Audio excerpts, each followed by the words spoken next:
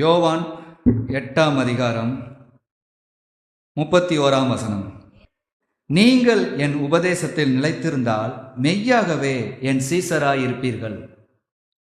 ஆண்டவராகிய இயேசு கிறிஸ்து அன்று அவர் மாம்சத்தில் இருந்த நாட்களில் பல அற்புதங்களை செய்த போது அந்த அற்புதங்களினால நிறைய பேர் விடுதலை பெற்றாங்க. அந்த விடுதலைகள்லாம் ஓய்வு நாள், அந்த நாள், இந்த நாள் இல்லை, எல்லா நாளையும் கர்த்தர் எல்லாத்தையும் விடுவித்தார். அப்படி விடுவிக்கும் போது சில யூதர்களுக்குள்ளலாம் சில பிரச்சனைகள் வந்து, இவர் ஓய்வு நாளில் சில பேரை சுத்தமாக்குறான்னு.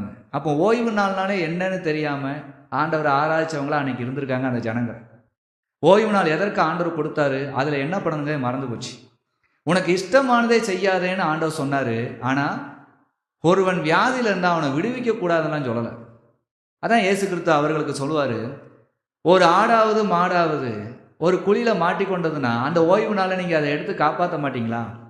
அதை காட்டிலும் மனுஷன் விசேஷமானவன் அல்லவா, அவர்களையும் விடுவிப்பதில் என்ன தவறு என்று சொல்லி சில காரியங்களை பேசி, அதுக்கடுத்து நானே பிதாவினிடத்தில் வந்தவர் என்று சில காரியங்கள் எல்லாமே சொல்லுகிறார். அதில் சில தர்க்கங்கள் எல்லாமே வந்துச்சு. அதற்கடுத்து இது யூதர்கள் மத்தியில் நடந்த ஒரு சம்பாஷணை, ஒரு பேச்சு. யூதர்கள் அவரை சோதிக்கிறதுக்காக நிறைய கேள்விகள் எடுத்து வந்தாங்க. இயேசு அதற்கான பதில்கள்லாம் சொல்லும்போது பல யூதர்கள் கோவப்பட்டு, இதெல்லாம் முடியாது, எங்களாலாம் கேட்க முடியாது, நாங்களாம் அப்படி இருக்க மாட்டோம்ட்டு போகிறாங்க. ஆனால் கேட்ட பல யூதர்களில் சில யூதர்கள் இயேசு கிறிஸ்துவினிடத்தில் விசுவாசம் வைத்தார்கள். அதாவது விசுவாசிகளாய் மாறிட்டாங்க. என்னன்னா, இனிமேல் ஏசப்பா சொல்வதெல்லாம் நியாயம், நாங்கள் இனிமேல் ஏசப்பாவுக்கு நாங்கள் உண்மையாக இருப்போம், இயேசு சொன்னபடியே பிரமாணத்தில் இருக்குது, உண்மைதான், அவர் பிரமாணத்தை தாண்டி வேற ஒன்றுமே பேசலை, பிரமாணத்தை கடைபிடிக்கிற எங்களுக்கு அது நீட்டாக தெரியுது. மற்ற யூதர்கள் அதை ஒழுங்காக கடைபிடிக்காதனால அவங்க வந்து தங்களை குறித்து சொல்கிறாங்க, நம்மளை இன்னும் சொல்லிடுவாரோன்னு நினச்சி பயந்துக்கிட்டு இவர் தப்புன்னு சொல்லிட்டு போயிட்டாங்க. ஆனால் எங்களுக்கு உண்மை புரியுது ஏசப்பா, நீங்கள் வந்து சரியான காரியத்தை பேசுகிறீங்க, பிரமாணத்தில் உள்ளதே தான் பேசுகிறீங்க, பிரமாணத்தின்படி நடக்காதவங்களுக்கு இது பிடிக்காது, பிரமாணத்தின்படி நடக்கிற எங்களுக்கு நீர் எங்களை மெய்யான வழிகாட்டி அந்த பரத்துக்கு கொண்டு போகிறவர் என்று புரிஞ்சிருச்சு. நாங்கள் இன்று முதல் விசுவாசிகளாய் ஆகிவிட்டோம் என்று ஒத்துக்கொண்டு விசுவாசிகளாய் ஆயிட்டாங்க. வசனம் சொல்லுகிறது பாருங்க, 30ஆம் வசனம். இவைகளை அவர் சொல்லுகையில் அநேகர் அவரிடத்தில் விசுவாசம் வைத்தார்கள். 31ஆம் வசனம், இயேசு தம்மை விசுவாசித்த யூதர்களை நோக்கி. இப்ப விசுவாசிக்காதவங்க கிட்ட இயேசு பேசல. அவர்தான் இரட்சகர், அவருடைய பேச்சை கேட்டு அவருடைய வார்த்தையை கேட்டு நாம் நடந்தால் நமக்கு பரலோக ராஜ்யம் உண்டு, அவர் நம்மளை மெய்யாகவே அழைத்து செல்வார் என்று விசுவாசித்த யூதர்களுக்கு இப்ப இயேசு ஒன்று சொல்லுகிறார், நீங்கள் என் உபதேசத்தில் நிலைத்திருந்தால் மெய்யாகவே என் சீசராய் இருப்பீர்கள் என்று. இப்போ அவர் சொன்ன வார்த்தை வரைக்கும் கேட்டு இப்போ அவர் மேசியா, அவரை நாங்கள் விசுவாசிக்கணும் ஒப்பு கொடுத்த பிறகு ஆண்டவர் அடுத்து ஒன்று சொல்கிறாரு, நீங்க என் உபதேசத்தில் நிலைத்திருந்தால் என் சீசராய் இருப்பீர்கள் என்று சொல்லுகிறார். இப்பதான் ஆரம்பிக்குது. உபதேசத்துல நிலைச்சிருக்கணும் அப்படின்னா இயேசு சொன்ன வரைக்கும் அவர் மேசியா, அவர் நம்மளை பரலோகம் கூட்டு போன்னு தெரிஞ்சிச்சு. உபதேசம்ங்கும் போது இவங்க என்ன சொல்லுவாங்க அப்படின்னா, இந்த யூதர்கள், நாங்க ஆபிரகாமுடைய உபதேசம் மோசேயுடைய உபதேசம் தானே கேட்போம், அப்படி நீங்க என்னுடைய உபதேசத்தை கேளு அப்படின்னு சொல்றீங்களே, அப்ப அதை கேட்க கூடாது. அதை கேட்கவே இல்லையே நீங்க, அதைத்தான் இங்க சொல்லுகிறார். விசுவாசிக்க ஆரம்பிச்சிட்டீங்க, இனி ஏன் உபதேசத்துல நீங்க நிலைச்சிருந்தாதான் என்னுடைய சீசரா இருப்பீங்கிறார். விசுவாசிச்சு நான் உங்களை ஏற்றுக்கொண்டேன உடனே நீங்க கிறிஸ்தவர்கள் ஆயிட முடியாதுங்கிறார். கிறிஸ்தவர்களா இன்னைக்கு நிறைய பேர், நாங்க ரசிக்கப்பட்டோம், ஞானசானம் வாங்கப்பட்டோம், நாங்க கிறிஸ்தவங்களா ஆக முடியாது. அவருடைய உபதேசத்துல நிலைச்சிருக்கிறவங்க தான் கிறிஸ்டியன்ஸ். உபதேசத்துல நிலைச்சிருக்கணும். உபதேசம் என்பது என்ன? இயேசு கிறிஸ்து எப்படியெல்லாம் வாழ்ந்து காட்டினார், என்னென்ன காரியங்களாம் அவர் சொன்னார், இப்படி நடந்து கொள்ளுங்க, இப்படி நடந்து கொள்ளுங்க, இப்படி நடந்து கொள்ளுங்கன்னு சொன்னார். பிரமாணம் சொல்லி கொடுத்ததை தெளிவா புரியாத ஜனங்களுக்கு தெளிவோடு சொல்லி கொடுக்க வந்தார். பிரமாணத்தை தன்னுடைய சரீரத்திலே மரணத்தை ஏற்றுக்கொண்டு நிறைவேற்றியும் முடித்தார். அப்போ அவருடைய உபதேசத்தில் நம்மளை நிலைத்திருக்கணும். அவருக்கு விசுவாசியா இருக்கிறது ஒரு பெரிய வேலையே இல்லை. விசுவாசிக்கிறவங்க அனுதினமும் அவருடைய உபதேசத்துல நிலைச்சிருக்கணுமா? அப்போ உபதேசம் என்பது என்ன, அதுல நிலைச்சிருப்பதுனா என்ன பார்ப்போமானால், யோவான் 8ஆம் அதிகாரம் 43ஆம் வசனம், என் வசனத்தை நீங்கள் ஏன் அறியாமல் இருக்கிறீர்கள். முதலாவது வசனம் எல்லாருமே வாசிப்பீங்க. இன்னைக்கு இயேசு கிறிஸ்துக்குள்ள இருக்கிற எல்லா விசுவாசிகளும் நீங்க வேதம் வாசிக்கிறீங்க, எல்லாம் சரிதான். ஆனா வசனத்தை அறியாமல் உங்களுக்கு தெரிந்தபடி எடுத்துக்கொண்டு தவறா இருப்பீர்கள். அதுக்கு பேர் இயேசு கிறிஸ்துவின் உபதேசத்தில் நிலைத்திருக்கிறவர்கள் அல்ல. வசனத்தை அறிந்து கொள்ளணும், அதனுடைய கருத்தை நாம் உணர்ந்து அதன்படி வாழ ஒப்பு கொடுத்து வாழணும். அதுதான் இயேசு கிறிஸ்துவின் உபதேசத்தில் நிலைத்திருக்கிறோம் என்பது அர்த்தம். இன்னைக்கு எல்லாம் எப்படி மாறிக்கிட்டு இருக்குது? நீங்க 10 அதிகாரம் படிங்க, உங்களுக்கு எதுனாலும் கிடைச்சிரும். நீங்க 1000 சோதனைப்படி பண்ணுங்க, என்னனாலும் நடந்துரும். இப்படி சொல்லுகிற விதம் எதுக்கு சொல்றாங்கன்னா, படிக்கவே விருப்பம் இல்லாதவங்க இப்படியாவது படிங்கக்காண்டி சொல்றாங்க. ஆனா உண்மையானது என்ன? இயேசு கிறிஸ்துடைய விசுவாசி ஆனா அவருடைய உபதேசத்துல நிலைச்சிருக்கணும். அப்போ இந்த உலகத்துல எத்தனையோ பாட புத்தகத்தை தாண்டி வந்துட்டீங்க, எவ்வளவோ கல்வி கட்டுட்டீங்க, எவ்வளவோ சொந்த பந்தங்கள் எல்லாரோடையும் இருக்கிறீங்க. இவைகள் எல்லாம் தாண்டியும் இயேசு கிறிஸ்து கற்றுக் கொடுத்த, அவர் வாழ்ந்து காட்டிய அந்த உபதேசங்கள் இருதயத்துல நிலையா பதிச்சு வச்சிருக்கணும். அப்போ அதை பதித்து வைக்கணுமானா வசனத்தை அறிந்திருக்கணும். வசனத்தை அறிந்திருக்கிறோம், நாங்களும் தானே படிக்கிறோம், எங்களுக்கும் வசனத்தை அறிஞ்சு வச்சிருக்கோம். அப்படின்னா இயேசு கிறிஸ்துவோடு இருக்கிற சீசர்களோட இயேசு சில நாள் ஒரு சில படகுல போயிட்டு ஒரு ஊருக்கு இறங்கும் போது அங்க ஒரு மீட்டிங், அந்த மீட்டிங்ல கலந்து கொள்ள அவரும் போறாரு, சீசர்களும் போறாங்க. அங்க சொல்லுவாரு, பரிசேயருடைய சதுசேயருடைய புளித்த மாவுக்கு எச்சரிக்கையா இருங்கள் அப்படின்னு. அப்போ அவங்க என்ன நினைப்பாங்க? அங்க அப்பம் முட்டை சுடுவாங்க, அந்த புளித்த அப்பத்தை நம்ம சாப்பிடக்கூடாதுங்க மாதிரி நினைச்சாங்க. ஆண்டவர் சொன்ன வசனம் என்னது? பரிசேயர் சதுசேயருடைய புளித்த மாவுக்கு எச்சரிக்கையா இருங்கள், அவர்களுடைய பேச்சிய இருதயத்துல ரொம்ப வாங்காதீங்கன்னு சொன்னார். அதை கொஞ்சம் எச்சரிக்கையா கவனிங்கன்னு. ஆனா இவங்க புரிஞ்சுக்கிட்டது இதான். சீசர்கள் புரியாம அடுத்து, ஆமா நம்ம அப்பத்தை எடுத்துட்டு வராதனால இப்படி சொன்னாரோ அப்படி சொன்னாரோன்னு இவங்களுக்குள்ளே நினைக்காங்க. அடுத்து அவங்க இயேசுகிட்ட பேசல, ஆனாலும் என் ஆண்டவர் அவங்களுடைய இருதயத்தை அறிஞ்சு சொல்றாரு, நீங்கள் அப்பத்தை எடுத்து வராதனால தானே இப்படி சிந்திக்கிறீங்க, என்ன இப்படி இருக்கிறீங்க, நான் 5 அப்பத்தை ஆசீர்வதித்து 5000 பேர் கொடுத்தது உங்களுக்கு ஞாபகம் இருக்குல்ல அப்படின்னு எல்லாமே சொல்றாரு. நான் அப்பத்தை குறித்து சொல்லல, ஆனாலும் புளித்த மாவுக்கு எச்சரிக்கையா இருங்கள். நாங்க மறுபடியும் இவங்களுக்குள்ளே தான் கேள்வி வச்சிருந்தாங்களே தவிர ஆண்டவர்கிட்ட கேட்கல, அறிய விரும்பல. அடுத்த ஆண்டவர் சொன்னார், அவங்களுடைய உபதேசம் அது கள்ள உபதேசம், அது பிரயோஜனமற்றது. அது நீங்க மனம் திரும்புவதுக்கோ உங்க மனசுல இருக்கிற சரி பண்ணதுக்கோ இருக்காது. உங்க மனசுல தேவையில்லாத விதைக்கும். விதைச்சி நம்ம இப்படி ஆயிருமா அப்படி ஆயிருமா, நம்ம பெரிய ஆள் ஆகுமான்னு பிதாவுக்கு பிரியமில்லாத சிந்தனையை கொண்டு வரும், பெருமையை கொண்டு வரும். அந்த உபதேசம் வேண்டாங்கிறத உங்களுக்கு சொன்னேன் என்று சொல்லி கொடுத்தார். இன்றைக்கு இந்த வசனத்தை கையில் வச்சுட்டு நிறைய பேர் எனக்கு வசனம் தெரியுமாங்க, ஆனால் வசனத்தை தவறா புரிஞ்சு வச்சிருப்பாங்க. ஆண்டவருடைய உபதேசத்துல நீங்க நிலைச்சிருக்கணும். ஆனால் முதலாவது அவருடைய வசனத்தை அறிய விரும்பணும். இந்த வசனம் எழுதிருக்கு, இது இப்படித்தான் இருக்கும் நான் நினைச்சுக்கிட்டேன், ஆனா நான் நினைப்பது சரியா இருக்காது, இதை போய் அறிஞ்சிக்கணும். அப்ப அறிஞ்சிக்கணும்னு முடிவு பண்ணியாச்சு, அறிவிக்கிறவன்ட்ட வரணும், அதை அறியணும். இரண்டாவது என்னென்று பார்த்தா 43ஆம் வசனத்தை அடுத்து என்னது? என் உபதேசத்தை கேட்க மனதில்லாதிருக்கிறதுனால் அல்லவா. அந்த அறியும் போது என்ன வேணும்? கேட்க மனதா இருக்கணும். இல்ல நான் எடுத்துக்கிட்டு தான் சரி, அவங்க சொல்லுவாங்க, இல்ல நான் எடுத்துக்கிட்டு தான் சரி. கேட்க மனசில்லாம இருக்கிறவர்களும் கிறிஸ்துவனுடைய உபதேசத்தில் நிலைச்சு நிற்கவே முடியாது. இதுல பாத்தீங்கன்னா இதுல இன்னொரு ஓமையை நம்ம பார்க்கலாம். இயேசு கிறிஸ்து சில காரியங்களை ஓமைகளாகவே சீசர்களிடத்திலையும் மற்றவர்களையும் பேசுவார். இதெல்லாம் முடித்த பிறகு எல்லா கூட்டமும் முடிஞ்சு எல்லாரும் அவங்கவுங்க வீட்டுக்கு போயிடுவாங்க. ஆனா இயேசு கிறிஸ்துடைய சீசர்கள் இயேசு கிறிஸ்துவை விட மாட்டாங்க. அதுக்கடுத்து அவரிடத்துல சீசர்களே கேட்க ஆரம்பிச்சுட்டாங்க குறிப்பிட்ட காலங்களுக்கு. எப்படின்னா, இவ்வளவு காரியங்களை நீங்க ஓமைகளாய் சொல்லி முடிச்சீங்களே, அதனுடைய கருத்து என்ன? சீசர்கள் கேட்டது எதுக்குன்னு தெரியுமா? மற்றவங்களாம் கேட்டுட்டு அவங்களுக்கு அப்பம் கிடைச்சிச்சு, ரசம் கிடைச்சிச்சு, இது கிடைச்சிச்சு, அது கிடைச்சுன்னு போயிட்டாங்க. அவங்களாம் கேட்க மனதில்லாதவங்க. இவங்க ஏன் திரும்ப அதை கேட்டாங்கன்னா இவங்களுக்கு புரியல, இவங்க புரிஞ்சுக்கணும் கேட்டாங்க. எதுக்கு கேட்டாங்க? சீசர்கள் கேட்ட சீசர்கள்லாம் கிறிஸ்துக்குள்ள நிலைச்சாங்க தெரியுமா? அப்போஸ்தலர் நடவடிக்கைகள்ல இயேசு கிட்ட கேட்டவங்க பூரா நிலைச்சாங்க. எதுக்கு கேட்டாங்கன்னா, நீ சொல்லுகிற ஓமையின் கருத்து எங்களுக்கு தெரியல, ஓமைகளா சொல்லிட்டீங்க, அதை எங்களுக்கு சொன்னா நாங்க கேட்டு கடைசி வரைக்கும் உண்மையா இருப்போமே, பின்பற்றுவோமேன்னு கேட்டாங்க. நாங்க அறிஞ்சிட்டோன்னு காட்ட மாட்டோம், நாங்க எங்களுக்கும் ஞானம் இருக்குன்னு 4 பேர்ட்ட வெளிப்படுத்துறதுக்கு இல்ல, வாழ்ந்து காட்டுவோமேன்னு இயேசு இடத்துல கேட்டாங்க. அதான் சொல்லுகிறார், சீசர்கள் கேட்க மனசா இருக்காங்க, இவங்க விசுவாசிகளா ஆயிட்டாங்களாம். இயேசு கிறிஸ்துவுக்குள்ள இந்த யூதர்கள் விசுவாசியா ஆயிட்டாங்களாம். ஆனா கேட்க மனசே இல்லை.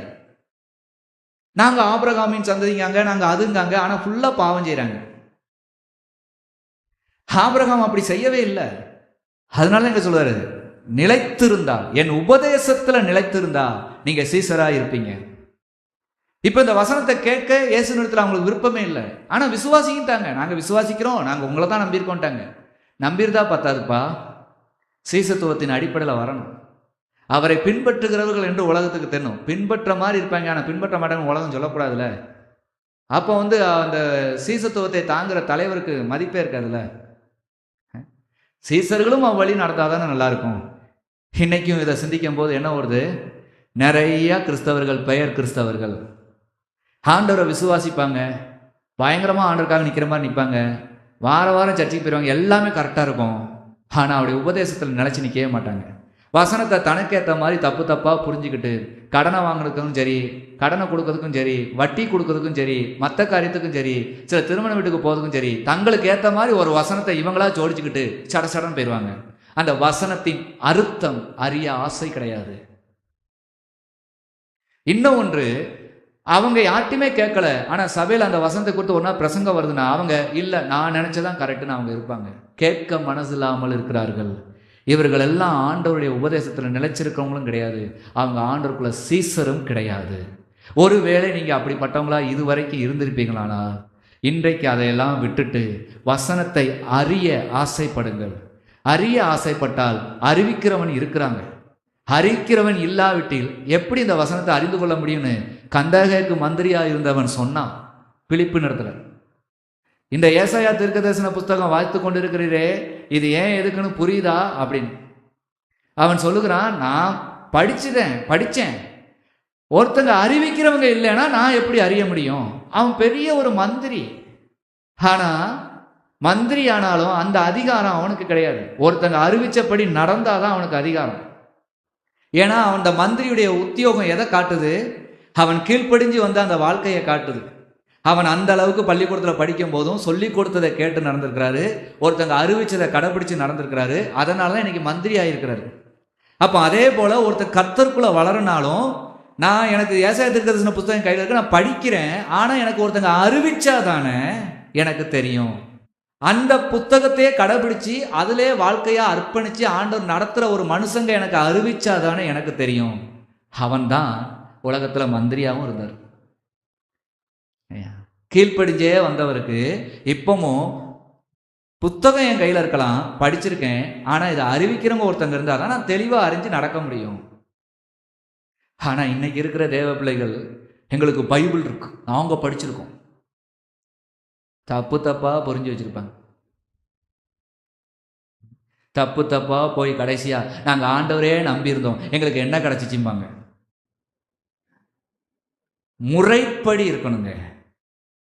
நீங்கள் இயேசு கிறிஸ்துவுக்கு விசுவாசியாய் ஆகிவிட்டா உங்களுடைய உள்ளத்துல அடுத்து என்ன இருக்கணுமா? வசனத்தை அறிந்து கொள்ளணுமேங்கிற தாகம் வேணும். வசனத்தை வாசிப்பீங்க, நிறைய பைபிள் படிப்பீங்க, ஆனா அந்த வசனத்தை அறிந்து கொள்ளணும். அப்ப அறிந்து கொள்ளணுமானா கேட்கணும், நிறைய கேட்கணும். சொல்லுங்க, கேட்குறேன், இப்படி ஒன்று படித்தேன், நான் வாழ ஆசைப்படுறேன், எப்படி இதில் வாழ எனக்கு தெரியலையே, இது எதுக்கு சொல்லுது அப்படிங்கும் போது நமக்கு சொல்லும்போது கேட்கணும். இன்னைக்கு கேட்க மனதில்லாதவர்கள் பெருகி விட்டார்கள். வசனத்தை அறிந்து கொள்ள மனதில்லாமல் மந்த இருதயத்தில் அதை வைத்துக்கொண்டு தங்களுக்கு ஏற்றார் போல அந்த வசனத்தை சித்தரித்துக் கொள்ளுகிறார்கள்.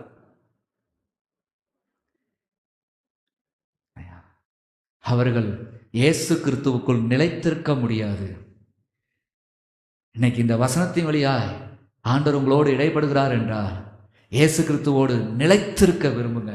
அவருடைய உபதேசத்தை இன்னும் அறிந்து அந்த பரலோக ராஜ்யம் போற வரைக்கும் நம்ம அவருடைய பாதப்படியை பிடிச்சுக்கணும், அவர் சொல்றபடியே நடக்கணும்னு ஒப்பு கொடுங்க.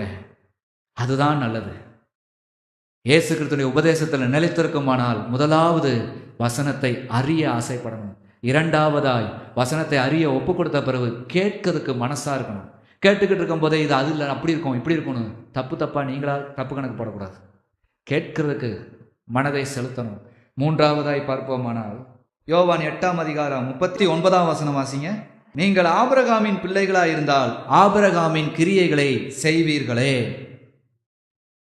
இந்த ஜனங்கள் அடுத்து ஒன்று நடக்குது. நீங்கள் நான் சொல்கிறபடி நடங்க அப்படின்னா, நீங்கள் சொல்கிறபடி எதுக்கு நடக்கணும்? நாங்கள் யாருக்கும் அடிமையாக மாட்டோம். ஏன்னா அந்த யூதர்களுக்குன்னு ஒரு தன்மை இருக்குதா, நாங்கள் உங்களை விசுவாசிக்கிறோம், அதனால நீர் சொல்லுகிறபடி நடக்கும், நாங்கள் உங்களுக்கு அடிமையாக மாட்டோம் அப்படிங்க. ஆண்டவர் சொல்கிறாரு, அப்படி கிடையாது, சொல்கிற வசனப்படி நீங்கள் இருந்தால் தானே அந்த ராஜ்யத்தை அடைய முடியும்னு சொல்லும்போது சொல்கிறாங்க, நாங்கள் ஆபிரகாமுக்கு தான் பிள்ளைங்கள், ஆபிரகாமின் பிள்ளைகள் யாருக்கும் அடிமை மாட்டோம் அப்படி. இதெல்லாம் நல்லா தெரிஞ்சு வச்சுருந்தாங்க. ஆனால் வாழ்க்கை வாழலை. அதான் ஆண்டவர் சொன்னார், நீங்கள் ஆபிரகாமின் பிள்ளைகள்னு சொல்லாதீங்க, ஆபிரகாமின் பிள்ளைகளானா ஆபிரகாமின் கிரியைகளை நீங்கள் செய்யணும்ல. ஆபிரகாம் என்ன கிரியை செய்தார்? பிதாவாகிய தேவன் அவரை அழைத்தார். அழைத்த உடனே அவர் சொந்த தேசம், சொந்த எண்ணம், சொந்த காரியம் எல்லாத்தையும் விட்டுட்டு ஆண்டவர் காட்டுற பாதையில் நடந்து வந்தார். முடிவு வரைக்கும் நடந்தார்.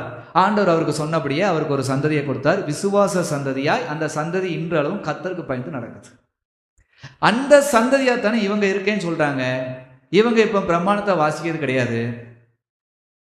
சொந்த பந்தங்கள், உறவுகள், தனக்கேற்ற நண்பர்கள், தனக்கேற்ற உறவுகள், அதில் மகிழ்வது, களியாட்டங்கள், குடியாட்டங்கள், வெறியாட்டங்களை மகிழ்வது, இப்படி போய்கிட்டு இப்போ இயேசு சொல்றாரு, என் உபதேசத்தில் நினைச்சிருக்கோம்னா நாங்கள் ஆபிரகாமுக்கு தான் நினைச்சிருப்போம், நாங்கள் ஆபிரகாம் பிள்ளைங்க. அவங்க அப்பா அம்மா நடந்த மாதிரி தான் இவங்க நடக்கிறாங்க.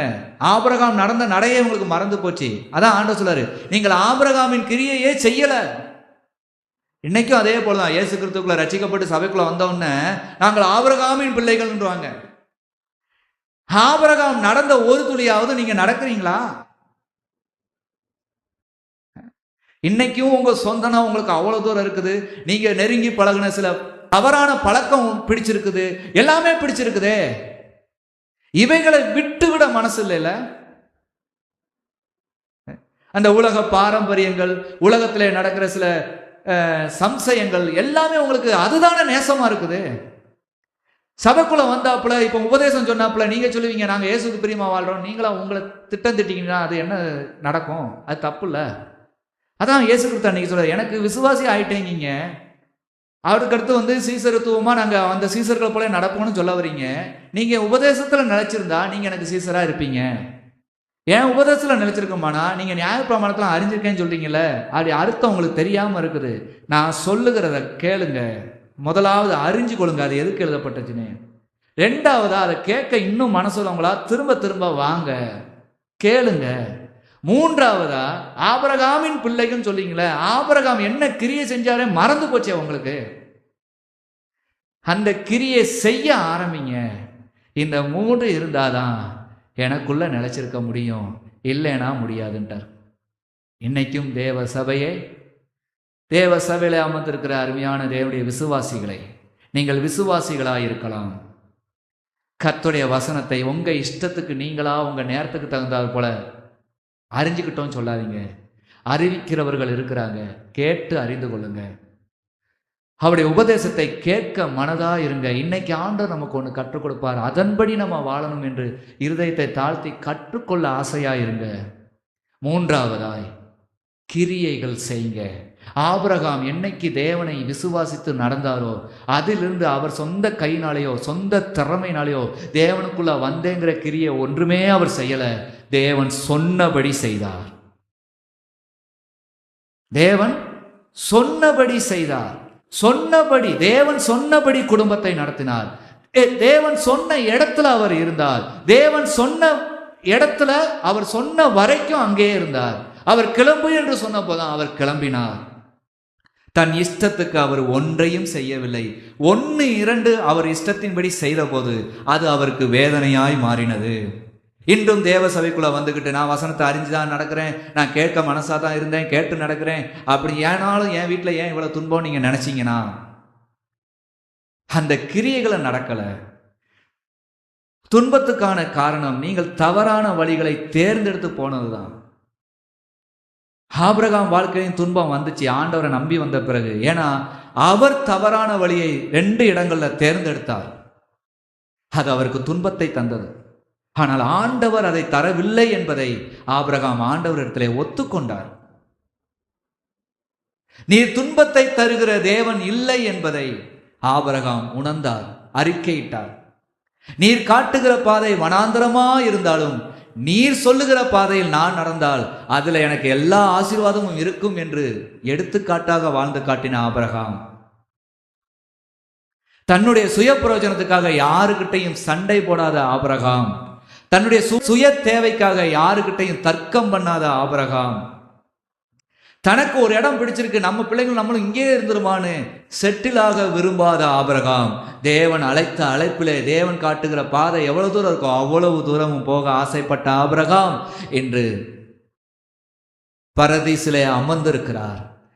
ஆபிரகாமின் மடியிலே லாசரு அமர்ந்திருந்தான் என்று இயேசு கிறிஸ்துவும் சொன்னார். அந்த ஆபிரகாமின் கிரியைகளை செய்ய உங்களை ஒப்பு கொடுங்க. ஆபிரகாம் எங்களுக்கு பிதா, எங்களுக்கு தகப்பன் என்று நீங்க சொல்லி புண்ணியம் இல்லை. ஆபிரகாம் விசுவாசித்தபடி விசுவாசிக்கணும். உங்களை நீங்களே ஏமாத்தாதீங்க. அந்த விசுவாசத்துல ஒரு துளி நடக்கிறீங்களாங்கிறத உங்களை நீங்களே ஆராய்ந்து பாருங்கள். நீங்கள் ஆராய்ந்து பார்த்து விட்டால் இன்று முதல் நீங்கள் இயேசு கிறிஸ்துவின் சீசராகி விட்டீர்கள் என்று அர்த்தம். உங்களையே நீங்கள் வைத்து ஆராய்ந்து, இன்னமும் ஒரு சில காரியம் உங்களுக்கு புரியலைனா அறிவிக்கிறவர்களிடத்துல வந்து கேட்டு, நான் எப்படி வாழணும், எனக்கு அந்த ராஜ்யம் வேணும், இந்த வசனத்தின்படி நான் வாழணும், நான் அறிந்து கொள்ள விரும்புகிறேன், எனக்கு கற்றுக் கொடுங்க என்று கேட்டு கற்றுக்கொள்ளுங்க. அவருடைய உபதேசத்துல நிலைச்சிருக்கணுமானால் அவருடைய வசனத்தை வாசிச்சா மட்டும் பத்தாது, அறிய விரும்பணும். அறிவிக்கிறவங்க கிட்ட கேட்டு கத்துக்கிட்டு அறிய விரும்பணும். கேட்க மனதா இருக்கணும். மூன்றாவதாய், கேட்டபடி உங்களுடைய கிரியைகளை மாற்றி அந்த கேட்ட வசனத்தின்படியே நடக்க ஒப்பு கொடுத்தணும். நடக்க ஆரம்பிச்சிடணும். நடக்க முடியாததா இருந்தாலும் திரும்ப திரும்ப அதை சொல்லி சொல்லி ஜெபிச்சு இதை நடந்தே ஆகணும் நடக்க ஒப்பு கொடுத்துக்கிட்டே இருங்க. அழகா நடக்க ஆரம்பிச்சிடலாம். இந்த நாளிலிருந்து கீழ்ப்படிய ஒப்பு கொடுங்கள். அவருடைய உபதேசத்தில் நிலைத்திருந்தால் நீங்கள் அவருடைய சீசராய் இருப்பீர்கள். அவருடைய உபதேசத்தில் நிலைத்திருக்கணுமானால் வசனத்தை அறிந்து கொள்ளுங்கள். கேட்கறதுக்கு தீவிரமா இருந்து இதையே கேட்டு மனதுக்குள்ள வைத்து இதிலே நடக்க ஒப்பு கொடுங்கள். கேட்டதும் படியும், அறிந்தது படியும், கேட்டது படியும் கிரியைகளை வெளிப்படுத்துங்கள். இந்த மூன்றும் இருந்தால் இயேசு கிறிஸ்துவின் உபதேசத்தில் நிலைத்திருப்பீர்கள். கர்த்தர் தாமே உங்களை ஆசீர்வதிப்பாராக. ஆமென். முழங்கால் படியிடுவோம். அன்பின் பரலோக தேவனே, குமாரனாகிய இயேசு கிறிஸ்துவே, பரிசுத்தராகிய தேற்றவாளரே, மூவராகிய தெய்வமே, உம்மை நன்றியோடு சோதிக்கிறோம். நீங்கள் என் உபதேசத்தில் நிலைத்திருந்தால் மெய்யாகவே என்னுடைய சீசராய் இருப்பீர்கள் என்று சொன்னீரப்பா. அன்று அதை கேட்டவர்கள் உம்மை விசுவாசிக்கிறோம் என்று உம்மிடத்தில் வந்தாலும் அதற்கடுத்து அறிய மனதில்லாதவர்களாய், கேட்க மனதில்லாதவர்களாய், ஆபிரகாமின் பிள்ளைகள் என்று அவர்கள் சொன்னாலும் ஆபிரகாம் நடந்த கிரியை இல்லாம தன்னுடைய பெற்றோர்கள் செய்த கிரியை மாத்திரம் செய்தவர்களாய், தேவனுடைய அன்பை விட்டு விலகினவர்களாய் இருந்தார்களப்பா. நீ சொல்லியும் கேளாமல் அவர்கள் போனார்கள். ஆனால் இன்று எங்களுக்கு இயேசு கிறிஸ்துவின் வழியாய் நாங்களும் விசுவாசிகள் என்று சொன்னாலும், இதோ இங்கு முழங்கால் படிட்டு இருக்கிற எல்லாரும் சொன்னாலும், உம்முடைய உபதேசத்தில் நிலைத்திருப்பது எவ்வளவு அவசியம் என்பதை நீர் கற்றுக் கொடுக்கிறீர். இதை நீதியுள்ள இருதயத்தில் கேட்டவர்கள், ஆண்டவரே, ஆவியானவர் சபைகளுக்கு சொல்லுகிறதை காதுள்ளவன் கேட்க கடவன் என்றபடி காதை வைத்து உணர்ந்து கேட்டவர்கள், இனி உம்முடைய வசனத்தை அறிந்து அதை அறிய இன்னும் முற்பட்டு கேட்டு நடந்து கொண்டு, ஆபிரகாம் உம்மை விசுவாசித்து நடந்தது போல இவர்களும் உம்மை விசுவாசித்து நடந்து வரும்படியான அனுக்கிரகத்தை இந்த நாளில் தந்திருக்கிறீர். இதிலே இவர்கள் வளர்ந்து கனி கொடுக்கிறவர்களா இருக்க கிருபையும் தருகிறீர். இவ்வளவு கிருபையை பெற்ற ஜனம் எவ்வளவாய் வாழ வேண்டும் என்கிற உணர்வையும் நீர் இவர்களுக்கு தந்து, இவர்கள் எங்கு இருந்தாலும் நடந்தாலும் சென்றாலும் இந்த வசனத்தின்படியே தங்களை காத்துக்கொள்ள நீர் அனுக்கிரகம் பாராட்டி, கிருபையின் கரம் இவர்களை விட்டு விலகாதபடி காத்துக்கொள்ளும்படியாய் வேண்டிக் கொள்கிறோம். நீர் அப்படியே செய்ததற்காக நன்றி. நாங்கள் ஒன்றுமில்லை ராஜா, உம்முடைய நாமமே மகிமைப்படுவதாக. இயேசு கிறிஸ்துவின் இன்ப நாமத்தில் வேண்டிக் கொள்கிறோம் எங்கள் ஜீவனுள்ள பிதாவே, ஆமென். என் ஆத்துமாவே கர்த்தரை ஸ்தோத்தரி, என் முழு உள்ளமே அடி பரிசுத்த நாமத்தை ஸ்தோத்தரி. என் ஆத்துமாவே கர்த்தரை ஸ்தோத்தரி, கர்த்தர் செய்த சகல உபகாரங்களையும் மறவாதே. ஆமென்.